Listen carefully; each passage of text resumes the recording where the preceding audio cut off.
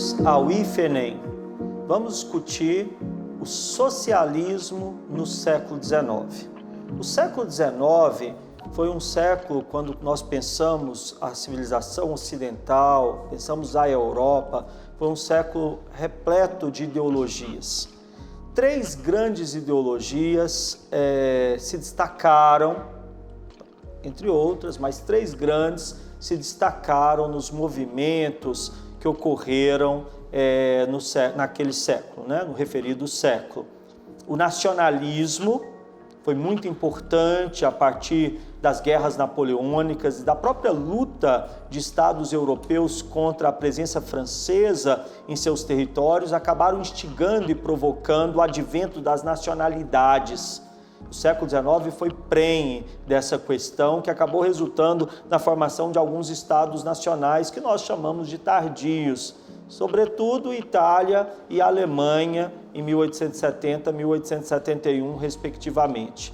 O liberalismo, que não havia nascido no século XIX, que não nasceu, no século XIX, começa a ser formulado do ponto de vista filosófico ainda no século XVII, com um filósofo inglês muito importante chamado John Locke. Cuidado com essa questão. Muitos estudantes do ensino médio atribuem ao economista escocês de Glasgow, Adam Smith, a paternidade dessa ideologia, o que não é verdade. O liberalismo é uma filosofia política, originalmente jurídica, que nasceu no século XVII, final do século XVII, com esse filósofo chamado John Locke. É muito importante, sim, o ensaio escrito por Adam Smith, que vai construir toda uma teoria liberal no campo da economia. E o liberalismo no século XIX foi uma das mais importantes ideologias. É uma ideologia que irá nortear uma onda de revoluções, Três grandes ondas, a onda de 1820, de 1830 e, por fim, de 1848. Mas o século XIX viu também nascer uma importante ideologia, o chamado socialismo. O socialismo é filho, em boa parte, é filho completamente das condições de miséria que o capitalismo industrial criou.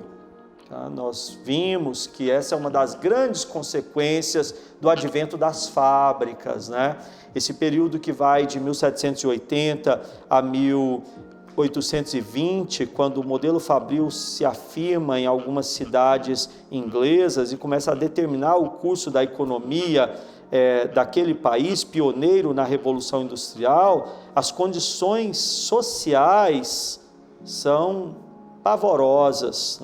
Ficou marcada, acho que na memória de muitos, uma frase de Engels, falando que a Inglaterra era um verdadeiro chiqueiro humano. Eram péssimas as condições sociais.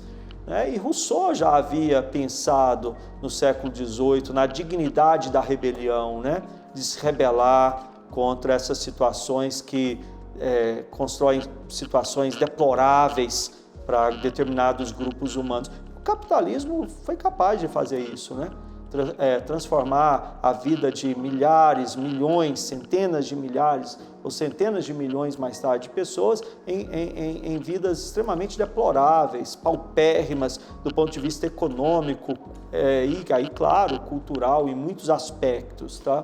E, como Rousseau havia dito, é digno se rebelar.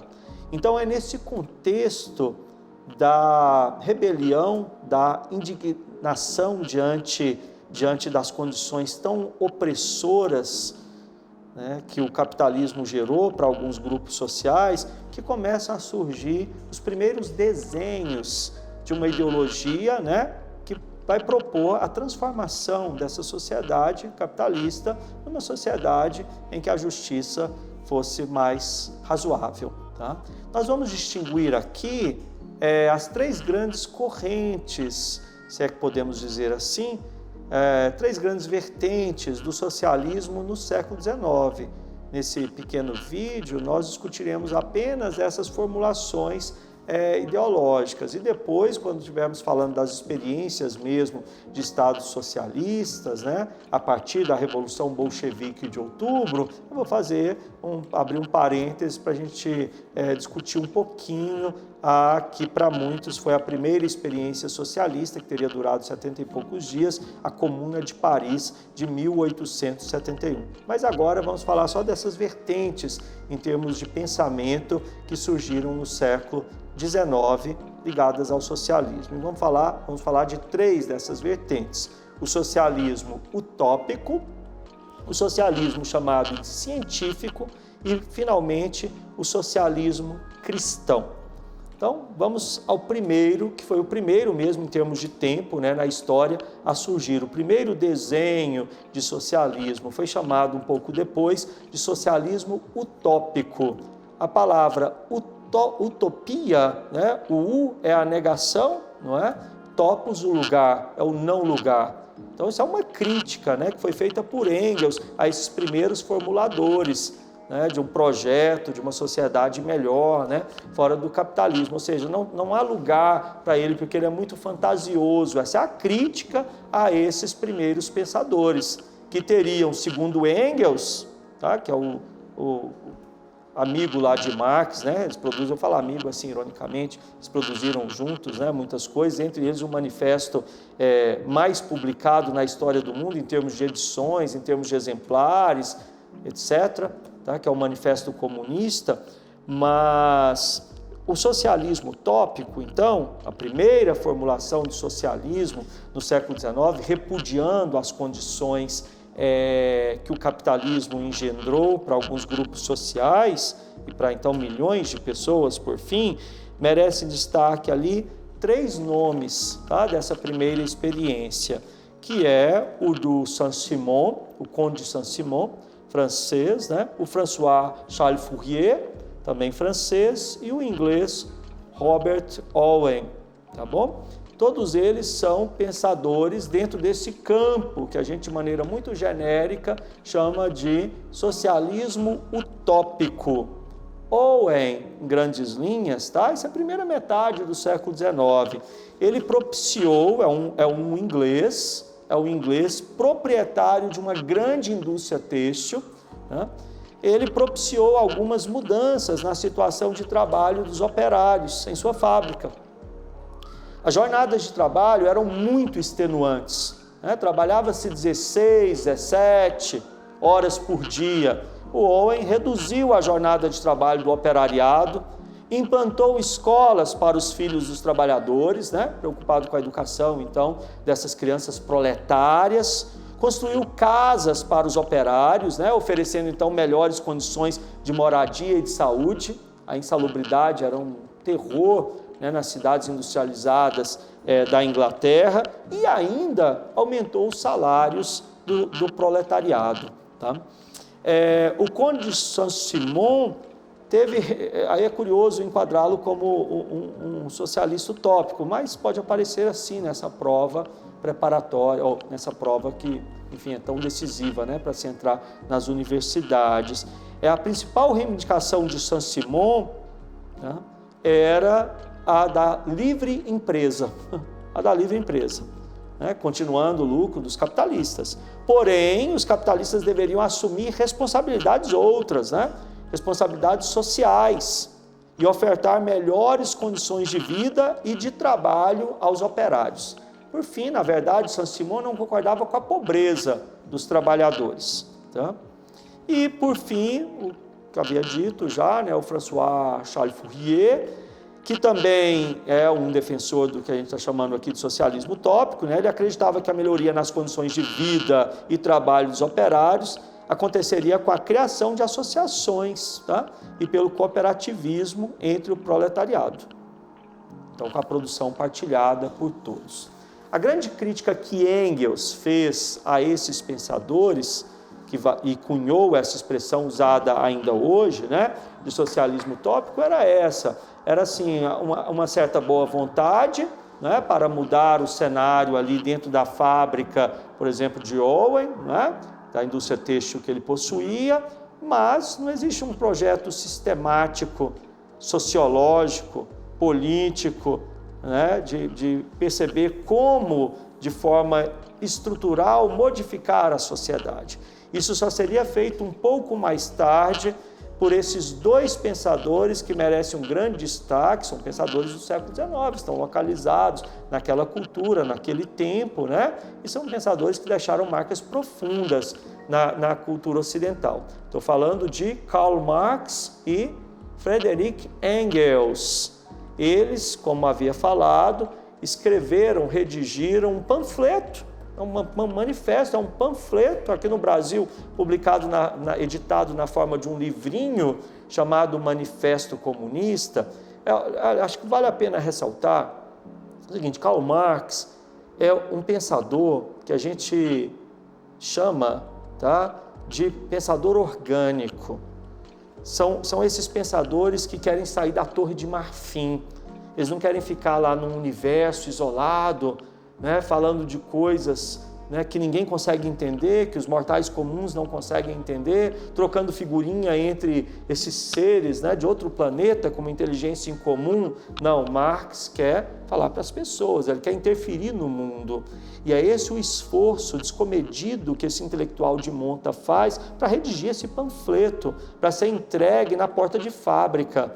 Tá? Não é a obra O Capital, estou falando de um panfleto. O Manifesto Comunista é um panfleto e tem o mérito, tá, de traduzir uma complexa teoria econômica, sociológica, política para, com todo o respeito possível, operários de fábrica que não tiveram iniciação, né, nos difíceis caminhos das ciências humanas, tá? Porque ele quer interferir nesse mundo. E ali, como o Raymond Aron, um intelectual que estuda a teoria de Marx, gosta de falar que essa é uma teoria curiosa, porque ela é muito complexa, mas você pode explicá-la em poucos minutos e você consegue dissecá-la na sua essência.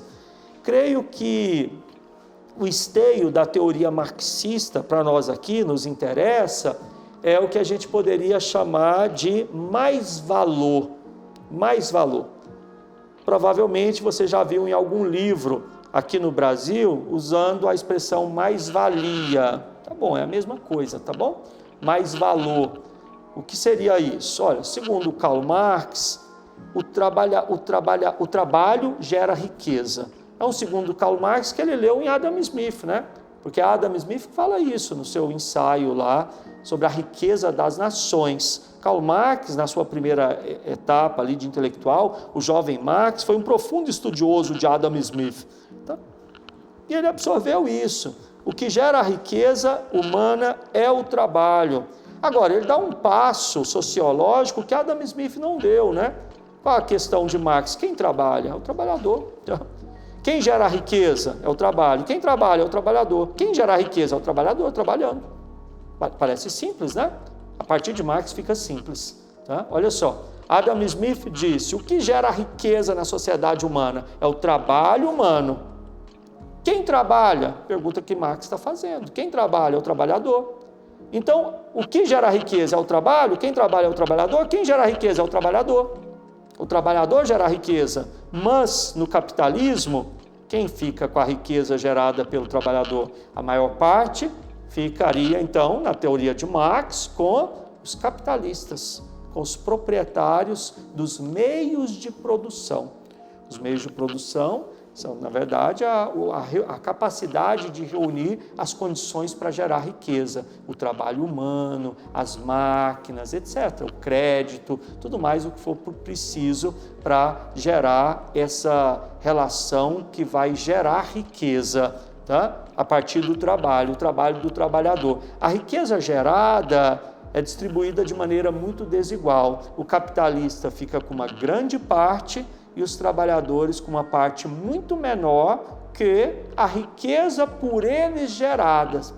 Então, para essa teoria, nessa teoria, a riqueza gerada pelo trabalhador é, em parte, apropriada por quem não a gerou, o capitalista, que fica com boa parte.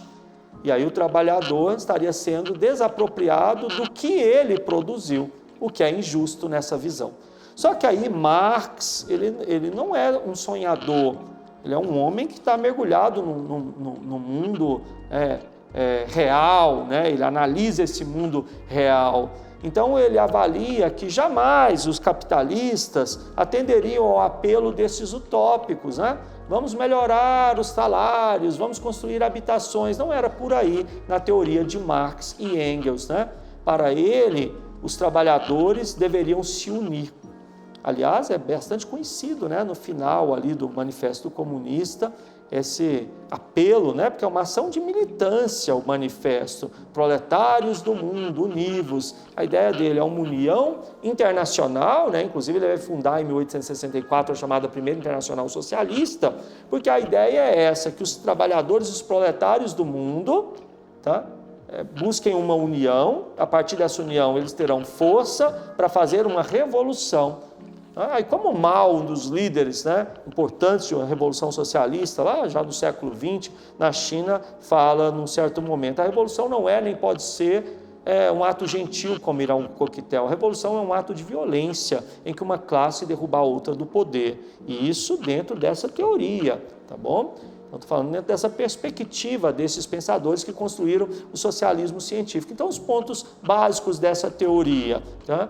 O trabalhador gera uma riqueza que não fica com ele, fica com o capitalista, a maior parte. Isso segundo ponto, isso é injusto.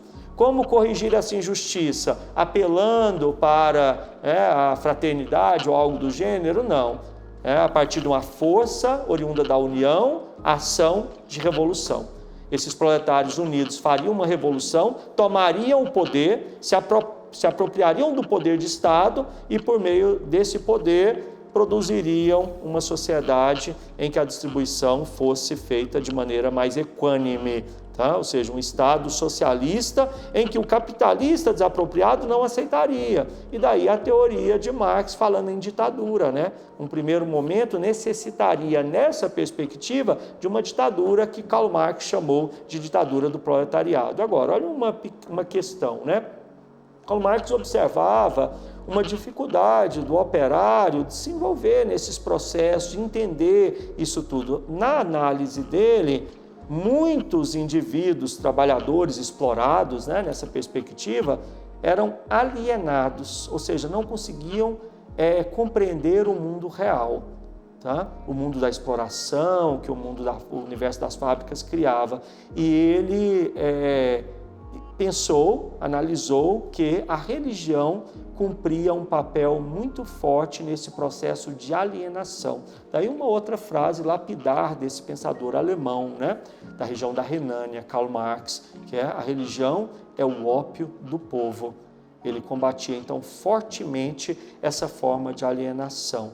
É claro que, portanto, claro que as religiões no Ocidente, a religião cristã organizada numa instituição tão forte quanto a Igreja Católica, vai ver de forma muito negativa o socialismo. É claro, né? Porque o socialismo, né, de Marx é inimigo da religião, pois via a religião como uma forma de alienação e desviar o trabalhador do que realmente ele interessava no mundo real, não é? E a Igreja Católica, por sua vez, não ficava à margem, ela está no mundo, né? É uma entidade de poder, importante e influente. Repudiava o socialismo científico, mas ao mesmo tempo não ficava alheia aos problemas sociais. É nesse sentido que o Papado Romano, tá, no ano de 1891, lançou a encíclica Rerum Novarum, tá? Coisas Novas. Essa encíclica papal de 1891 é uma posição muito forte da Igreja nessas questões sociais. Ela percebia e era sensível às condições de miséria, né, dos humanos, ali nessas sociedades industriais, e apelava para as ações de justiça social, não no sentido de revolução, não no sentido de luta de classes como Karl Marx, mas nesse espírito mais tradicionalmente cristão do apelo às ações caritativas. Tá? E isso foi chamado, essa posição da Igreja, de socialismo cristão. Então, no século XIX, nós tivemos o socialismo utópico inicialmente, o socialismo científico e, mais tarde, o socialismo cristão. A primeira longeva revolução a construir, inspirado nas ideias de Marx, um Estado socialista, ocorreu em outubro de 1917, na Rússia. Mas isso é uma outra história.